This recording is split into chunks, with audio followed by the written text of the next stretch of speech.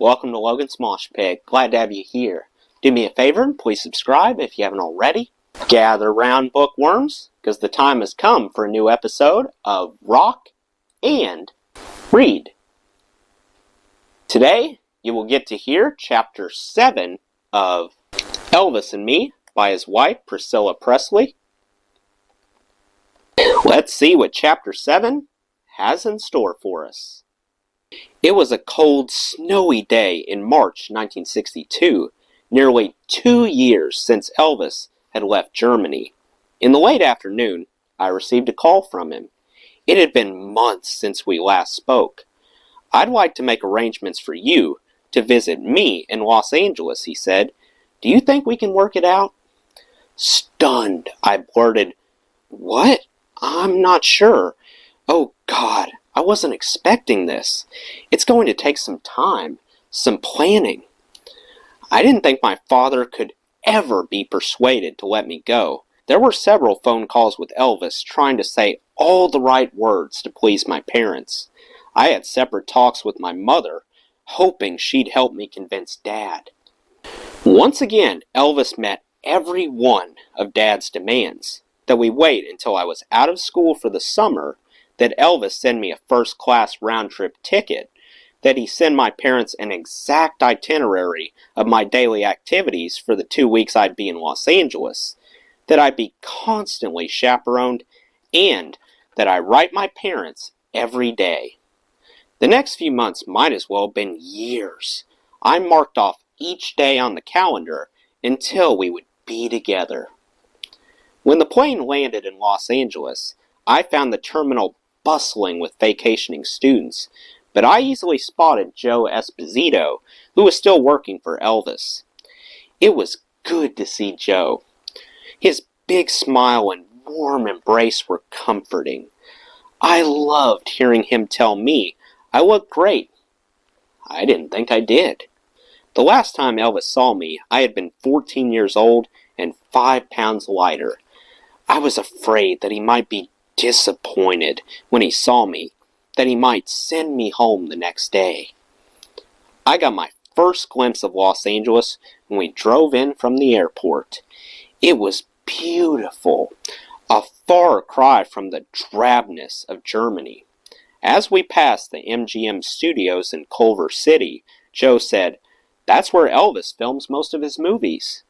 Soon we were speeding along the legendary Sunset Strip and through the large wrought iron gates of Bel Air.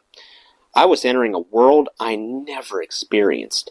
Every home along the winding road seemed grander than the one before. We turned in at Elvis's house on Bellagio Road, a large home modeled after an Italian villa. We were greeted by Elvis's butler, who introduced himself as Jimmy and said, "Mr. P is in the den." As we walked through the door, I could hear loud music playing and people laughing.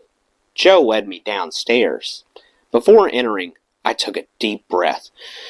The years of waiting were now over. In the dim light, I saw people lounging on a couch and others standing over a jukebox selecting songs.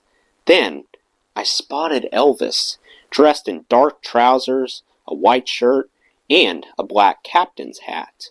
He was leaning over a pool table, ready to make a shot.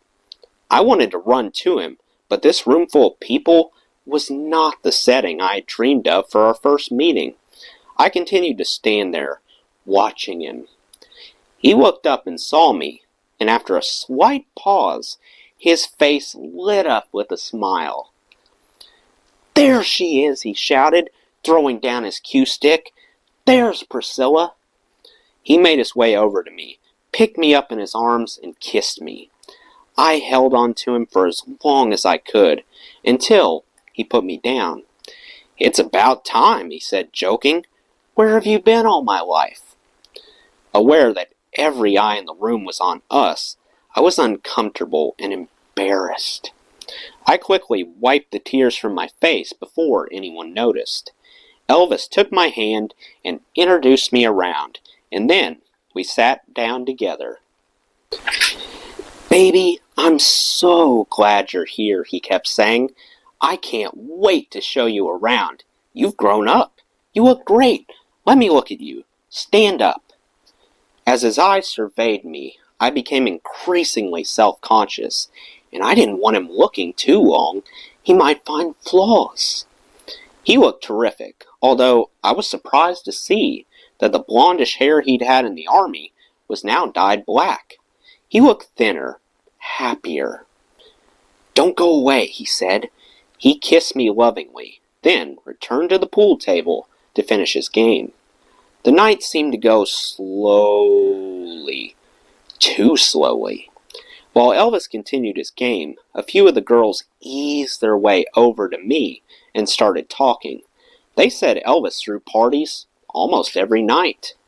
Hearing this and watching him as the night progressed, I felt out of touch with his new wife, even though the girls told me he talked about me often and even showed my pictures around.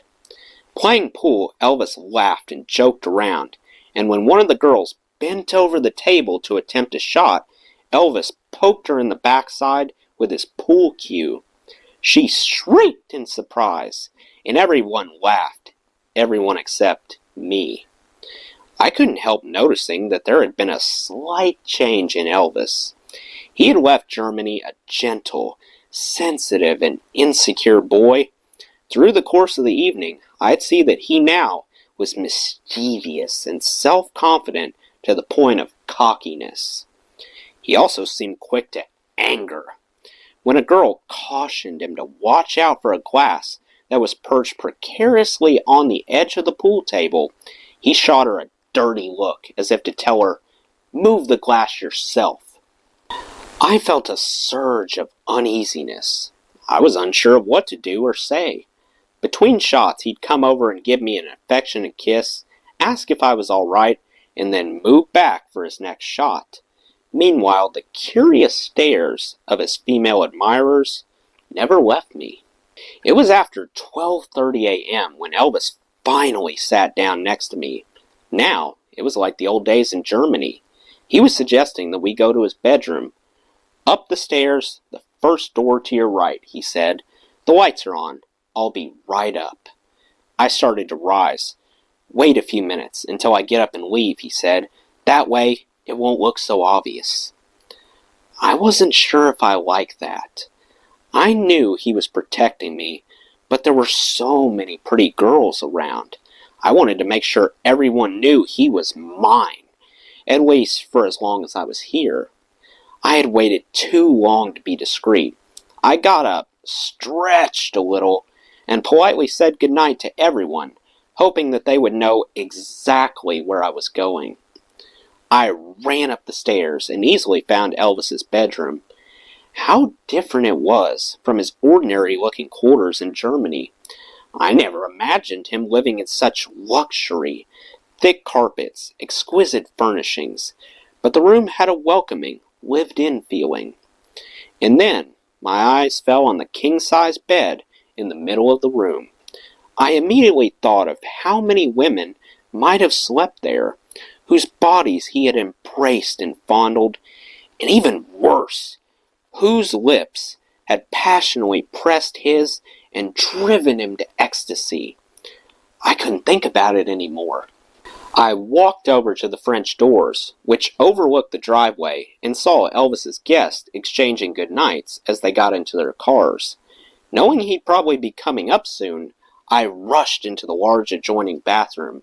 Within 10 minutes, I had jumped in and out of the bathtub, combed my hair, brushed my teeth, and dusted my entire body with some powder I had found in the medicine cabinet. I put on my favorite blue pajamas and stood motionless before the door leading to the bedroom. I was so apprehensive that I was unable to open the door. This was the moment I had both longed for and feared. I sat down on a chair and remembered that when I'd been 14, Elvis had said that I was too young. Now that I was 16, I tried to imagine just what this new Elvis, who I hardly knew at all, might be expecting of me. About 15 minutes later, I heard him as he opened the bedroom door, yelling down to his cousin Billy Smith, who also worked for him, "Don't let me sleep later than 3 tomorrow, Billy." Then I heard him close the door, lock it, and call out, "Where are you, baby?" "I'm in the bathroom," I shouted. "I'll be just a few more minutes."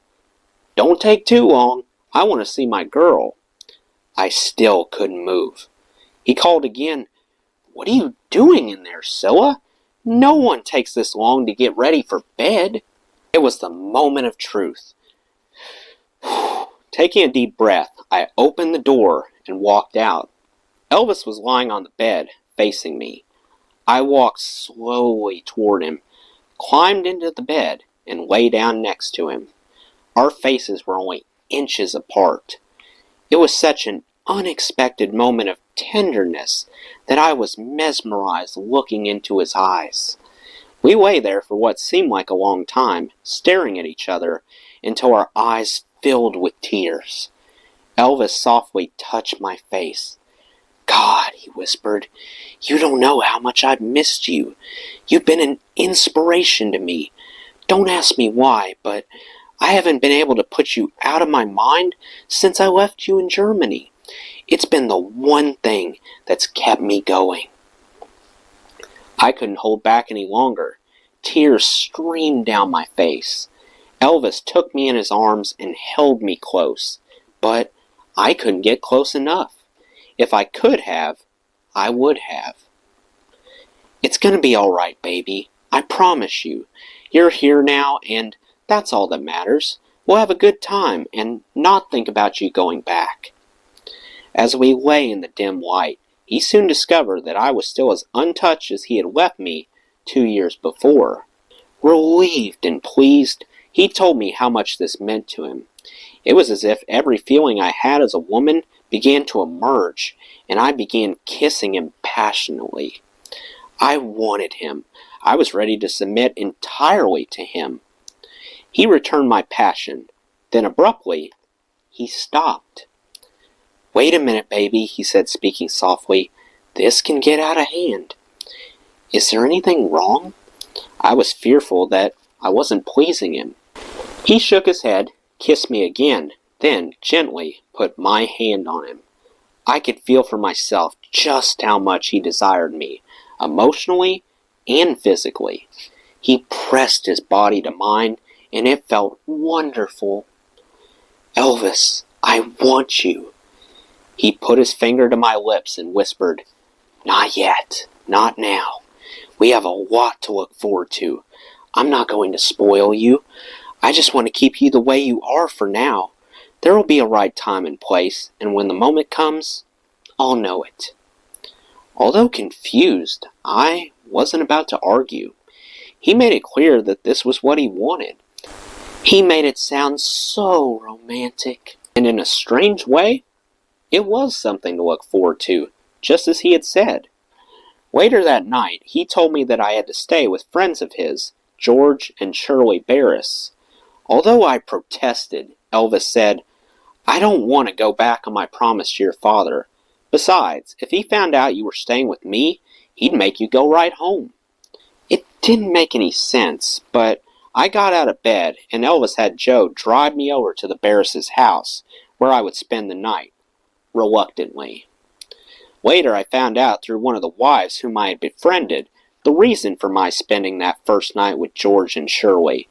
Apparently, Anita had been sent back to Memphis the day before, and Elvis was taking precautions to avoid any awkward situations for himself that might have resulted from late-night phone calls.